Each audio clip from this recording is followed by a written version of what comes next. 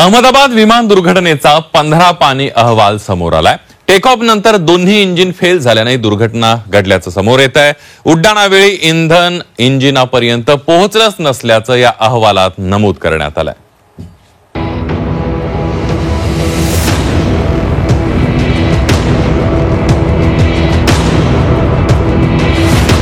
अहमदाबाद विमान दुर्घटनेचं धक्कादायक कारण समोर।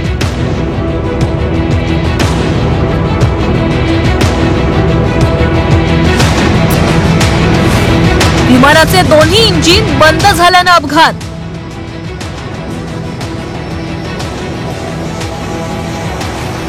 विमान दुर्घटनेला जबाबदार कोण? 12 जून रोजी अहमदाबादमध्ये एअर इंडियाचं बोईंग 787 ड्रीम लाइनर विमान कोसळलं। या अपघाताला आता 1 महिना पूर्ण झालाय। हे विमान कोसळण्याआधी नेमकं काय घडलं होतं याचा एक धक्कादायक अहवाल समोर आलाय। टेक ऑफ नंतर दोन्ही इंजिन फेल झाल्यानं ही दुर्घटना घडली आहे। AAIB अर्थात विमान अपघात अन्वेषण ब्युरोनं 15 पानी अहवाल सादर केलाय। उड्डाणावेळी इंधन इंजिनापर्यंत पोहोचलं नाही। दोन्ही इंजिनाचे स्विच एका सेकंदात बंद झाले। फ्युएल स्विच सुरू न झाल्यानं विमान केवळ 32 सेकंदच हवेत राहिलं आणि त्यानंतर काय घडलं हे संपूर्ण जगानं पाहिलंय। विमान कोसळलं आणि 274 जणांचा मृत्यू झालाय। विमानानं 180 नॉट्सचा कमाल निर्देशित एअर स्पीड गाठलेला होता। इंजिन 1 आणि इंजिन 2 चं इंधन कट ऑफ स्विच रन वरून कट ऑफ स्थितीमध्ये गेलं, ज्यामुळे इंजिन मध्ये इंधन येणं बंद झालं। दोन्ही इंजिनचा N1 आणि N2 रोटेशन स्पीड वेगानं कमी झाला।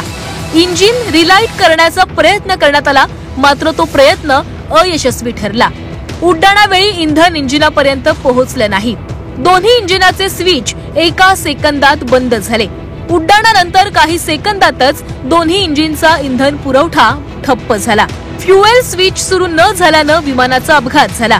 तसंच इंधन पुरवठा ठप्प झाल्यानंतर पायलट आणि सह पायलटचा ऑडिओ संवादही समोर आलाय।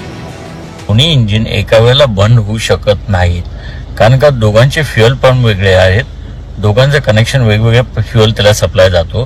तर मग हे बंद कसे झाले हाच मोठा प्रश्न आहे। तर ह्या प्रश्नाचं उत्तर फक्त आणि फक्त हे गव्हर्नमेंट ऑफ इंडिया देऊ शकतं, भारत सरकार देऊ शकतं, आपल्या एजन्सीज आहेत वेगवेगळ्या प्रकारच्या, ह्याच्यावर सखोल चौकशी झाली पाहिजे।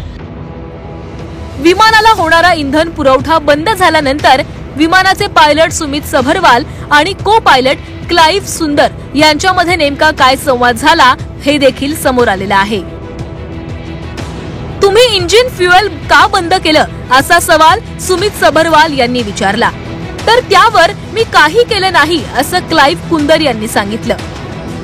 विमानाचा ब्लॅक बॉक्स डेटाचा आणखी सखोल अभ्यास AAIB कडून केला जातोय।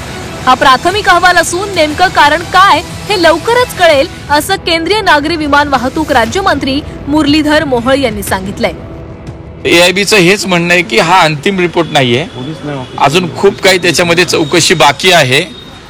खूप काही गोष्टी पुढच्या चौकशीतनं समोर येतील, त्यामुळे ही एक ऑटोनॉमस अथॉरिटी आहे, त्यांच्या कामामध्ये कुठे इंटरफेरन्स केला जात नाही। त्यामुळे इंटरफेरन्स केला नाही म्हणून निष्पक्षपणे ते चौकशी करतायत। AAIBच्या 15 पानी अहवालानंतर अनेक प्रश्न उपस्थित केले जात आहेत। अवघ्या काही सेकंदात इंधन स्विच कसं बंद झालं?